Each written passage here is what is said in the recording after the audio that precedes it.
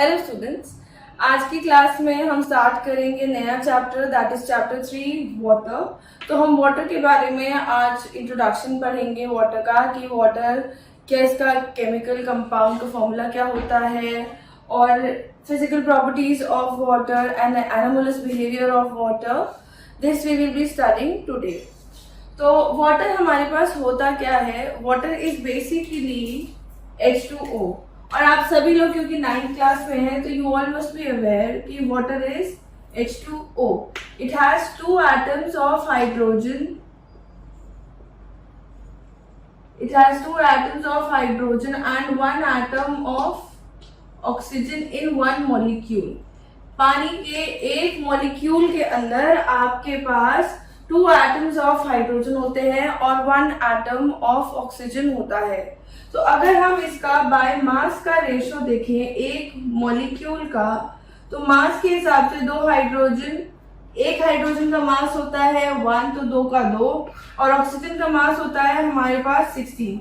तो इसका by mass ratio होता है 1:8 का, यानी कि 1 parts of hydrogen by mass and 8 parts of oxygen by mass. Water हमारे पास बहुत यूजफुल है, हम जनरली वाटर का बहुत इस्तेमाल करते हैं। ये हमारी बॉडी के अंदर भी बहुत ज्यादा परसेंटेज में प्रेजेंट होता है। तो आप सभी लोगों को काफी बातें पता होंगी वाटर के बारे में, लेकिन हम आज की क्लास में कुछ फर्दर बातें इसकी पढ़ने वाले हैं। उससे पहले हम कुछ बेसिक बातें देख लेते हैं कि जो वाटर है इसके कुछ फिजिकल प्रॉपर्टीज देखते हैं। फिजिकल प्रॉपर्टीज में सबसे पहले है हमारे पास कि वाटर का आपके पास स्टेट कौन सा रहता है? State at room temperature. Room temperature हमारे पास होता है 25 degree Celsius. Room temperature is 25 degree Celsius. तो 25 डिग्री सेल्सियस पे हमारे पास वाटर का जो स्टेट रहता है दैट इज लिक्विड। ठीक है, क्योंकि इसका जो बॉइलिंग पॉइंट होता है, बॉइलिंग पॉइंट इज जब आपके पास कोई state of matter when it's get converted in from liquid to gaseous state at atmospheric pressure, that temperature is known as boiling point. तो बॉइलिंग पॉइंट वाटर का होता है हमारे पास 100 डिग्री सेल्सियस, या फिर केल्विन में लिखें तो 373 केल्विन। तो बॉइलिंग पॉइंट इसका होता है हमारे पास 100 डिग्री सेल्सियस, और इसका मेल्टिंग पॉइंट होता है हमारे पास, melting point is 0 degree Celsius. 0 degree Celsius का मतलब है आपके पास 273 केल्विन टेम्परेचर। तो अगर हम इस रेंज में देखेंगे, melting point is the temperature at which a substance converts from liquid to the from solid to the liquid state. तो मेल्टिंग पॉइंट हमारे पास वो टेम्परेचर होता है जब कोई एक आपके पास सब्सटेंस सॉलिड स्टेट से लिक्विड स्टेट में कन्वर्ट कर जाता है। तो बॉइलिंग पॉइंट इसका 100 डिग्री सेल्सियस है, यानी कि above this temperature it will exist as gaseous form और अगर क्योंकि वो वाटर है तो हम उसके लिए वेपर फॉर्म कहना ज्यादा प्रेफर करते हैं। मेल्टिंग पॉइंट का मतलब है कि 0 डिग्री सेल्सियस के नीचे it will exist in the solid form. ठीक है, तो बीच में इस वाली रेंज में 0 से लेके 100 डिग्री सेल्सियस की रेंज में आपके पास जो वाटर है that will exist as liquid. ठीक है, वाटर का अपना कोई टेस्ट नहीं होता है, इसका कोई ओडर नहीं होता है, मतलब इसके अंदर कोई स्मेल नहीं होती है, और इसका कोई कलर भी नहीं होता है। Whatsoever the color of the vessel is, it will adapt that color only। ये बिल्कुल ट्रांसपेरेंट होता है। तो water is colourless, odourless and tasteless. अब आप सोच रहे होंगे कि आपके पास जो हम पानी पीते हैं उसमें डिफरेंट टाइप्स के टेस्ट होते हैं। We will talk about that कि वो किस वजह से आता है, लेकिन आपके पास जनरली जो होता है originally that is water is colourless, odourless and tasteless. तो ये आपके पास कलरलेस भी होता है, ओडरलेस भी होता है और टेस्टलेस भी होता है। अगर हम बात करें डेंसिटी की, तो पानी की डेंसिटी कैसी होती है? पानी की डेंसिटी मैक्सिमम होती है आपके पास at 4 degree Celsius. 4 degree Celsius पे हमारे पास पानी की सबसे ज्यादा डेंसिटी होती है। Density is basically mass upon volume. Mass हमारे पास सेम रहेगा क्योंकि हम कंसिडर करेंगे सेम कंपेरेबल यूनिट्स में। तो अगर डेंसिटी हमारे पास है मास बाय वॉल्यूम और आप कंपेयर कर रहे हैं फॉर सेम अमाउंट, तो हम डेंसिटी के लिए सेम अमाउंट कंपेयर करेंगे। इसका मतलब है 4 डिग्री सेल्सियस पे आपके पास सबसे कम वॉल्यूम ऑफ वाटर होगा। तो volume of water will be least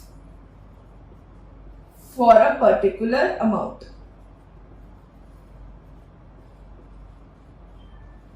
क्योंकि वॉल्यूम हमारे पास कम हो गया है, इसका मतलब आपके पास डेंसिटी जो है वो इंक्रीज कर जाएगी। 4 डिग्री सेल्सियस पे ये देखा गया है कि पानी की डेंसिटी सबसे ज्यादा होती है। सी जो वाटर है ये अपना रेगुलर बिहेवियर नहीं दिखाता, जैसे अदर एलिमेंट्स हैं वो अदर कंपाउंड्स हैं वो अपने जैसा नेचर दिखाते हैं, वैसा वाटर नहीं दिखाता। बेसिकली क्या होता है कि जो वाटर है हमारे पास ये आपके पास एक एनामोलस बिहेवियर शो करता है।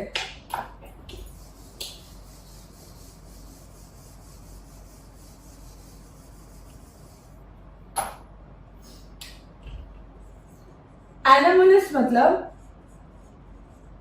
जैसा शो करना चाहिए वैसा नहीं, कुछ बदला हुआ, कुछ डिफरेंट। ठीक है, तो जैसे हमारे पास कोई भी सब्सटेंस होता है, अगर जनरली हम किसी सब्सटेंस को हीट करते हैं तो हीट करने पे वो आपके पास एक्सपैंड करता है and once it starts expanding उसका जो वॉल्यूम होगा वो इंक्रीज कर जाएगा। यानी कि जब आपके पास वाटर आइस से कन्वर्ट होना चाहिए था, इसका मतलब है उसका वॉल्यूम आपके पास इंक्रीज होना चाहिए था। एंड अगर वॉल्यूम इंक्रीज होता तो डेंसिटी हमारे पास 4 डिग्री सेल्सियस पे मैक्सिमम नहीं होती, वो आइस की मैक्सिमम होती। आइस 0 डिग्री सेल्सियस से नीचे रहती है। वाटर ऐसा बिहेवियर नहीं दिखाता। जो चीजें हैं आपके पास जनरली वो एक्सपैंड कर जाती हैं और एक्सपैंड करती है तो उनका वॉल्यूम इंक्रीज करता है और वॉल्यूम इंक्रीज करने से उनकी डेंसिटी डिक्रीज कर जाती है। तो अगर कोई नॉर्मल सब्सटेंस है, if you are not talking about water, if you have any other substance like we are talking about metals, तो वो क्या करते हैं जब वो सॉलिड स्टेट से लिक्विड स्टेट में कन्वर्ट होते हैं तो वो ज्यादा वॉल्यूम ऑक्यूपाई करते हैं and since they occupy more volume, उनकी जो डेंसिटी है at higher temperature is less than the density at the lower temperatures. लेकिन वाटर के केस में ऐसा नहीं हो रहा है। वाटर के केस में आपके पास डेंसिटी इंक्रीज कर रही है। इसका मतलब ये है कि वाटर जो है आपके पास, फर्स्टली ये जो वाटर है आपके पास आइस से वाटर होने में ये कंप्रेस कर जाता है। It is the anomalous behaviour, anomalous compression of water भी कह सकते हैं। वाटर हमारे पास आइस से वाटर फॉर्म में आने में कंप्रेस करता है, ना कि एक्सपैंड करता है। And since it compresses, volume आपके पास डिक्रीज कर जाएगा। ठीक है, और डेंसिटी जो होती है that is inversely proportional to volume.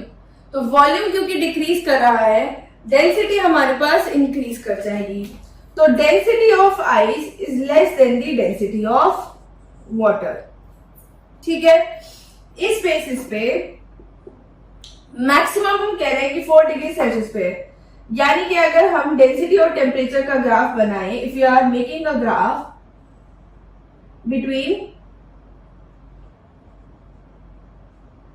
Density and between the temperature, अगर हम वाटर के लिए टेम्परेचर और डेंसिटी के बीच का ग्राफ बनाना चाह रहे हैं तो जो आपके पास ग्राफ है कुछ इस तरीके से जाएगा कि लोअर टेम्परेचर पे, मान लीजिए यहाँ पे आपके पास 4 डिग्री सेल्सियस है, तो यहां से आपके पास धीरे धीरे धीरे धीरे डेंसिटी इंक्रीज होगी फिर डिक्रीज हो जाएगी।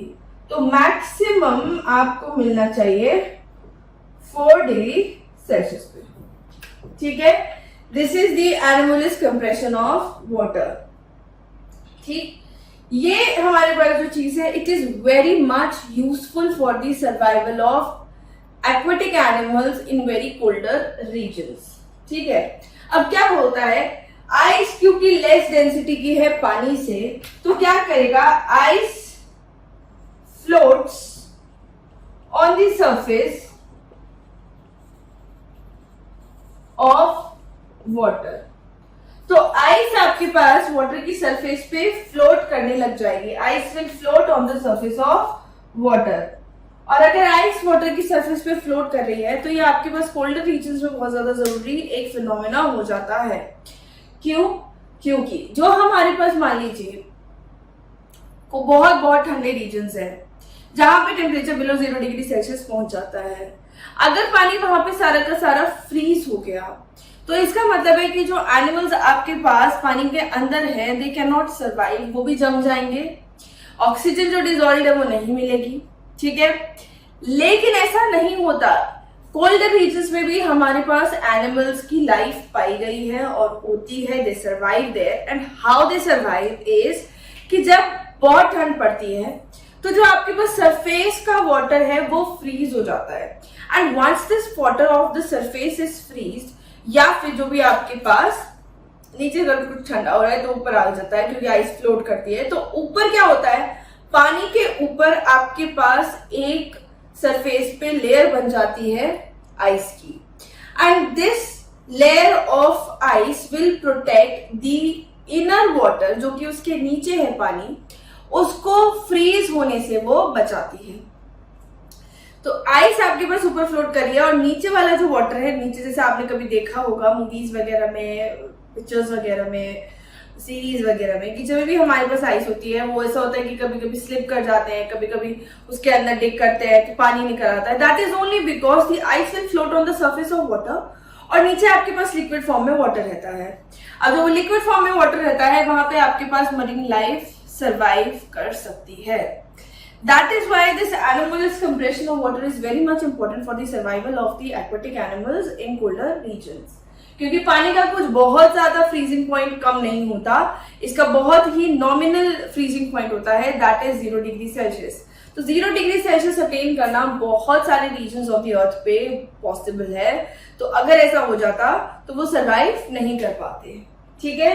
सो this is the anomalous behaviour of water और the anomalous compression of water, ठीक है। आइस आपके पास जब वाटर में कन्वर्ट करेगी तो वो कंप्रेस करेगी, वो एक्सपैंड नहीं करेगी, अनलाइक अनदर सॉलिड्स। तो वॉल्यूम उसका डिक्रीज कर जाएगा। Density is indirectly proportional to volume, that is why the density will increase. तो डेंसिटी आपके पास इंक्रीज कर जाएगी, जिस वजह से density of water is greater than the density of ice. और कोई भी चीज जब वाटर से लेस डेंस होती है तो वो उसकी सरफेस पे फ्लोट करने लग जाती है, ये आपने पढ़ा हुआ होगा फिजिक्स वगैरह में। तो once the density of any substance is very lower than the density of water, आपके पास वो चीज सरफेस पे फ्लोट करने लग जाती है। इस तरीके का ग्राफ आएगा अगर हम डेंसिटी और टेम्परेचर के बीच में ग्राफ बना रहे हैं। It will show a peak at 4 degree Celsius. Ice इसकी वजह से आपके पास सरफेस पे वाटर के फ्लोट करती है, and this is the reason why the aquatic animals can survive in very colder regions, ठीक है। नेक्स्ट हम जो पानी के बारे में पढ़ रहे हैं कि वाटर आपके पास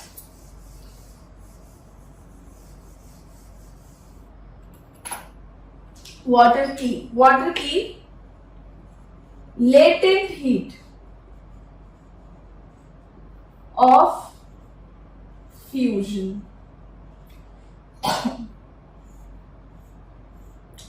Latent heat of fusion, and we will study about the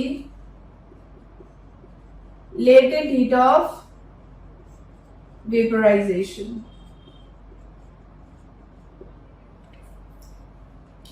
Latent heat of fusion क्या होती है हमारे पास? Latent heat of fusion हमारे पास वो हीट होती है, it is that amount of energy which is required to convert 1 gram of ice to 1 gram of water at 0 degree Celsius. It is the amount of heat required to convert 1 gram of water at 1 gram of ice at 0 degree Celsius to 1 gram of water. यानी क्या है मेरे पास, इसे आप kilograms के लिए भी लिख सकते हैं, if you know it for kilograms. तो अगर आपके पास मान लीजिए 1 ग्राम आइस का टुकड़ा है, उसको आपको कन्वर्ट करना है वाटर में, तो वो कन्वर्ट किस पे होगा? 0 डिग्री सेल्सियस पे। ठीक है, तो 0 डिग्री सेल्सियस पे आपके पास वो जो आइस है वो कन्वर्ट हो जाएगी वाटर के अंदर। दोनों किस पे रहेंगे? 0 डिग्री सेल्सियस पे। तो ये हमारे पास कांस्टेंट टेम्परेचर पे होगा 0 डिग्री सेल्सियस पे, क्योंकि 1 डिग्री सेल्सियस पे, 2 डिग्री सेल्सियस पे, 3 डिग्री सेल्सियस पे आइस तो एग्जिस्ट कर नहीं सकती। आइस कन्वर्ट होगी आपके पास 0 डिग्री सेल्सियस पे ही। तो 0 डिग्री सेल्सियस पे हमारे पास वाटर के दोनों स्टेट्स पॉसिबल है, that is liquid as well as solid. तो ये जो हीट है, latent heat, it is basically the amount of heat आप एक स्टेट ऑफ मैटर से दूसरे स्टेट ऑफ मैटर में जब कन्वर्ट करते हैं एट अ कांस्टेंट टेम्परेचर, यानी कि टेम्परेचर कांस्टेंट है बट आप हीट प्रोवाइड कर रहे हैं। तो व्हाट यू आर डूइंग, आप इंटरमॉलिक्यूलर फोर्सेस ऑफ अट्रैक्शन को वीक कर रहे हैं between those of other particles, या फिर स्ट्रॉन्ग कर रहे हैं। तो लेटेंट हीट हमारे पास 0 डिग्री सेल्सियस पे वाटर के लिए, only for water we are talking about at 0 degree Celsius. तो पानी के लिए 0 डिग्री सेल्सियस पे आपके पास 1 ग्राम ऑफ आइस को अगर हम 1 ग्राम ऑफ लिक्विड में, लिक्विड वाटर के अंदर कन्वर्ट करेंगे, तो जो हीट लगेगा वो हीट हमारे पास होता है लेटेंट हीट ऑफ फ्यूजन। ठीक है, तो latent heat of fusion is the amount of heat required to convert 1 gram of ice to 1 gram of water at 0 degree Celsius. ठीक है, अगर आपके पास मैं ये बोलूं कि मैं टेम्परेचर भी इंक्रीज करूंगी, यहां पे जैसे मैंने कह दिया कि टेम्परेचर कांस्टेंट है, अगर हम टेम्परेचर इंक्रीज कर देते हैं तो वो लेटेंट हीट नहीं रहता, बिकॉज अब जो हम हीट लगा रहे हैं that heat is going in increasing the temperature of the substance. तो वो सब्सटेंस का टेम्परेचर इंक्रीज करने के काम में आती है। That heat is not used in the conversion from one state to another. तो लेटेंट हीट आपके पास कांस्टेंट टेम्परेचर पे किसी एक चीज को दूसरी चीज में कन्वर्ट करना है उसके लिए होती है। अगर आपको सॉलिड से लिक्विड में करना है तो वो फ्यूजन कहलाती है। अगर आपको लिक्विड से गैस में करना है तो वो लेटेंट हीट ऑफ वेपराइजेशन कहलाती है। ठीक है, तो latent heat of vaporisation will be the for water it will be the amount of heat used to convert 1 gram of water at 100 degrees Celsius to 1 gram of water vapor. ठीक है, तो it is the amount of heat used to convert 1 gram of water to 1 gram of water vapor at 100 degree Celsius. Since जो vaporisation है वो 100 degree Celsius पे होगा, वहां पे वाटर और जो वाटर वेपर है दोनों एग्जिस्ट कर सकते हैं। तो स्टीम और वाटर वेपर यानी कि लिक्विड और गैसियस स्टेट वाटर के लिए दोनों एग्जिस्ट करती है at 100 degree Celsius. Latent heat of fusion, latent heat of vaporisation आपके पास सब सब्सटेंसेस के लिए हो सकता है। हम क्योंकि वाटर का चैप्टर पढ़ रहे हैं तो we are talking about water के लिए कितनी कितनी होती है। ठीक है, तो वाटर की जो लेटेंट हीट ऑफ फ्यूजन है that is 336 joule per gram. यानी कि अगर मेरे पास 1 gram, if I have 1 gram of ice, उसको मुझे कन्वर्ट करना है 1 gram of water at 0 degree Celsius, तो मुझे 336 जूल एनर्जी सप्लाई करनी पड़ेगी। ये जो मैं एनर्जी सप्लाई कर रही हूं ये टेम्परेचर रेज नहीं करेगी, ये सिर्फ आइस को वाटर में कन्वर्ट करेगी 0 डिग्री सेल्सियस पे। जब ये पूरा का पूरा हमारे पास कन्वर्ट हो जाएगा वाटर में, तो आपके पास जब आप एनर्जी और लगाएंगे तो टेम्परेचर में रेज आ जाएगा। Now then that energy will be used to raise the temperature. ठीक है, तो this is for latent heat of fusion of water. अगर हम बात करें, if you are talking about latent heat of vaporisation, then latent heat of vaporisation is 2250 joule per gram. ठीक है, अब आप देख सकते होंगे वेपराइजेशन के लिए हमारे पास हीट बहुत ज्यादा लग रही है। यहाँ पे हम 1 ग्राम ऑफ वाटर को कन्वर्ट करना चाहते हैं 1 ग्राम ऑफ वाटर वेपर के अंदर, या फिर आप कह लीजिए स्टीम के अंदर। This heat is being required at 100 degree Celsius, क्योंकि वाटर का बॉइलिंग पॉइंट होता है 100 डिग्री सेल्सियस। यानी कि अगर मैं 1 ग्राम पानी पे इतना एनर्जी लगाऊं एट 100 डिग्री सेल्सियस तो वो वाटर वेपर में कन्वर्ट हो जाएगा। अगर मान लीजिए हमारे पास हम इतनी हीट लगा रहे हैं जैसे 101 पे, 102 पे, 103 पे, तो वही स्टीम ही रहेगा, बस वो और टेम्परेचर इंक्रीज कर जाएगा।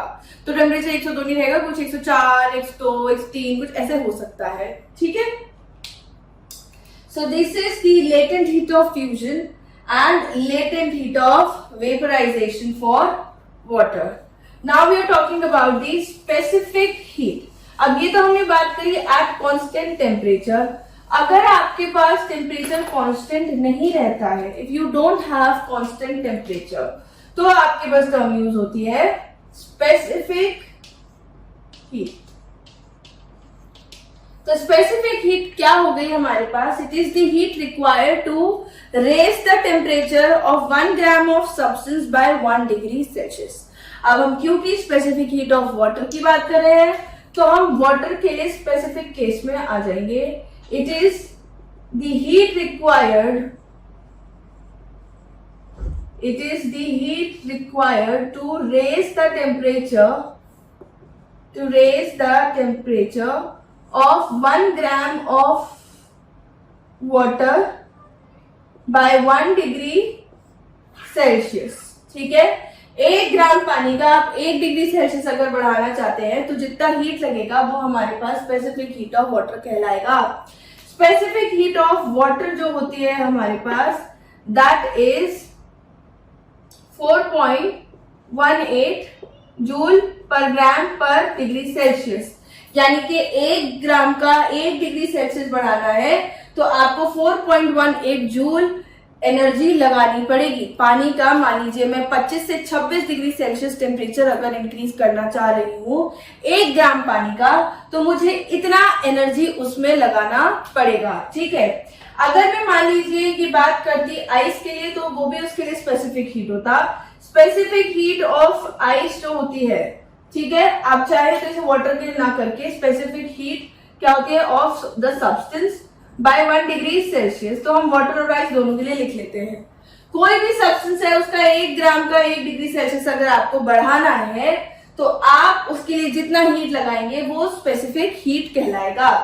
तो स्पेसिफिक हीट ऑफ वाटर होती है, यानी कि वाटर का आपको 25 से 26 करना है तो आपको इतनी एनर्जी उसके अंदर अप्लाई करनी पड़ेगी. अगर आपको आइस का देखना है स्पेसिफिक हीट ऑफ आइस, तो वो इसी का आधा हो जाएगा 2.09 जूल पर ग्राम पर डिग्री सेल्सियस. यानी कि वाटर के लिए आपके पास जो हीट थी स्पेसिफिक हीट, उसका हाफ कर दीजिए, याद करने में आसानी रहती है. आइस का अगर मान लीजिए मैं -12 से -11 पे लाना चाह रही हूँ तो मैं 1 डिग्री सेल्सियस उसका रेस कर रही हूँ, तो मुझे इतना एनर्जी उसे देना पड़ेगा. सेम बात होगी अगर भी इतना कम होगा तो उतना ही एनर्जी हमारे पास इवॉल्व हो जाएगा. यानी कि अगर 27 डिग्री से 26 डिग्री टेम्परेचर अगर आपके पास पानी का डिक्रीज हो रहा है तो वो हीट क्या करेगा? हीट रिलीज करेगा. कितनी हीट रिलीज करेगा? इतनी हीट वो रिलीज करेगा. ठीक है, तो this is the specific heat of water and this is the specific heat of ice. Now in this class we have done the physical properties of water. In the next class we will be doing water as a solvent and the air dissolved in water. तो आज की class में हमने physical properties of water discuss किए हैं. This is just a mere introduction of water. In the next class we will be doing the water as a universal solvent and air dissolved in water.